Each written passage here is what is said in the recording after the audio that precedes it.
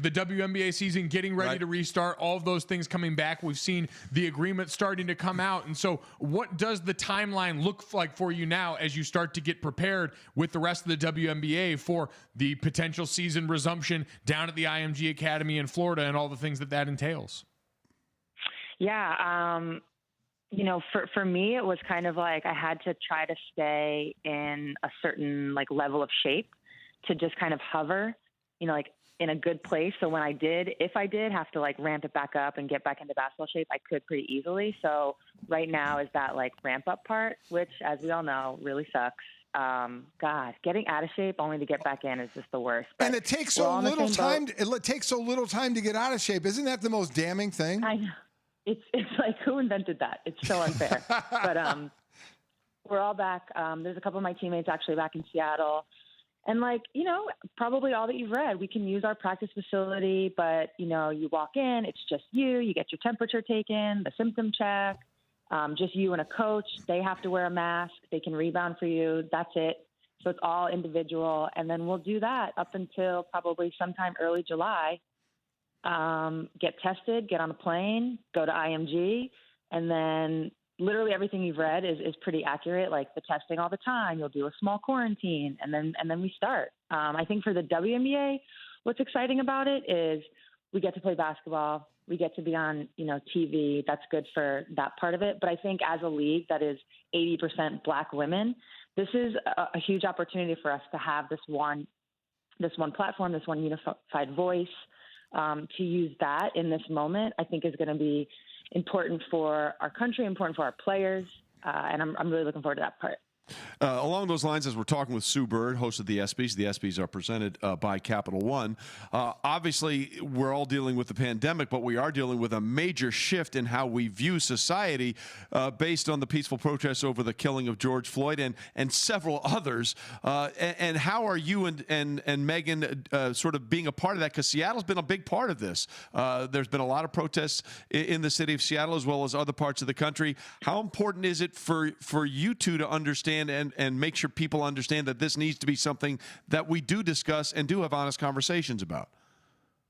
Yeah, I mean, I think you said it. It's about having the conversations and being honest about it. And I think as white athletes especially, there's just so much to be learned. And sometimes you have to listen and kind of take a step to the side and let, you know, like I said, for me, when the WNBA, like pretty much all my teammates, if not all, very many of my teammates are Black. A lot of the league is Black. And especially as Black women, you know, I think that's like something not talked about enough, just their voices and how they're suppressed. So I think for myself, it's about listening, educating. You know, there's obviously, listen, we know where Megan stands with this. If you want to rewind a couple of years, you know, in solidarity with Colin taking a knee. The WNBA that same summer did a lot of similar things. So, you know, with that in mind, we're kind of like, man, did we do enough then? You know, there's still work to be done.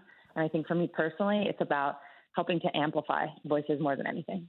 And Sue, you mentioned being able to use your guys' platform coming back as a means to amplify that message. We have seen some conversation around the NBA of a players' coalition led by Kyrie Irving and others that includes WNBA players that thinks for the NBA that the resumption of play might not be the best use of their resources when it comes to amplifying these messages. Was there any reservation from you or your WNBA counterparts on resuming play in the bubble for that reason, or any of the health reasons that we know have also been a concern for people? Yeah, you know, it's like so many things are happening at the same time. So there are major concerns about health. There are major concerns about like the social justice, the uprising that's occurring right now. There are major concerns even about like being ready to play a season, what that means mentally, physically, injuries, that kind of stuff. All of these things are very real for all of us. And truthfully, I think this is one of those experiences where there's no wrong answer.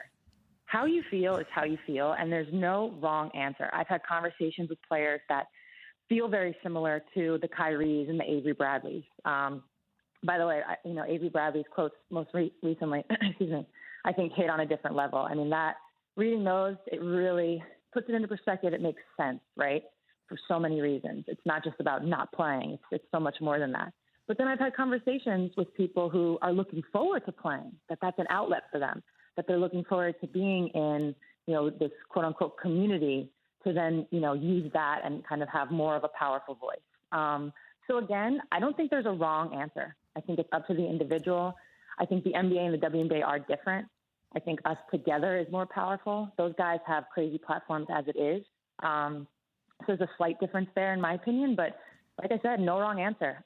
Everyone should do what they feel is right for them, their family, and so on. And then it really waters back all the way down, Sue, to actually just playing basketball in one spot for a long time. As we talked about with the NBA, there will be 4 teams there past the 67 days for you guys. Everybody equates it to when you all played AAU and you went to some tournament for a weekend, but then multiply that by 1,000 because you have to stay in one spot for a long time and the ancillary things that go along with that. Can you even try and express how that may feel at this point of how long you need to be there? Yeah, I actually can. I played in Russia for 10 years.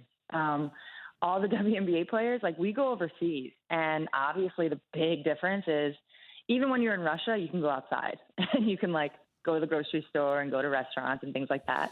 But you're basically packing up your life to leave your home, your family, and to go be somewhere else. And that's for 6, 7, 8 months. So I think a lot of us mentally know what this is. We know how to do this. We've been here before. We know how to keep ourselves entertained. We know what TV shows we're going to binge, all that stuff. So there's some similarity there that I think WNBA players have been preparing for this their whole lives in some bizarre way. I actually used to say that about quarantine. I guess now I'm saying it about this bubble life.